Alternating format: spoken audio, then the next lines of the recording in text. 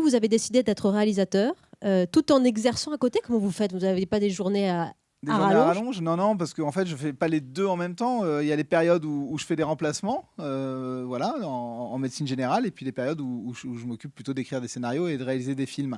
Mais pendant mes études de médecine, c'est vrai que je faisais les deux. J'étais toute la journée à l'hôpital et j'essayais de trouver du temps le week-end, le soir, pour avancer dans ce petit parcours de réalisateur. Et là, alors avec ce film Hippocrate, vous nous offrez une plongée qui est vraiment bouleversante, presque de l'ordre du documentaire dans l'hôpital que vous connaissez bien parce que c'est là que vous avez commencé. Vous êtes fils de médecin et c'est même l'hôpital où vous avez commencé d'exercer à Paris. Oui, c'est en tout cas une partie du tournage Oui. a eu lieu à l'hôpital Raymond Poincaré de Garches, où j'ai fait mes études en grande partie. Ouais. C'était important pour vous d'être dans un univers connu, avec des repères, avec des réflexes? Oui, bah oui, oui, il y a tout l'imaginaire d'un seul coup pour moi m'était très familier. Ça me permettait d'avoir des sensations, des odeurs, des choses que j'avais déjà vues. Je savais les retrouver et ça m'a beaucoup beaucoup aidé, je pense, pour faire le film. Un réalisateur médecin en studio et en direct pour vous.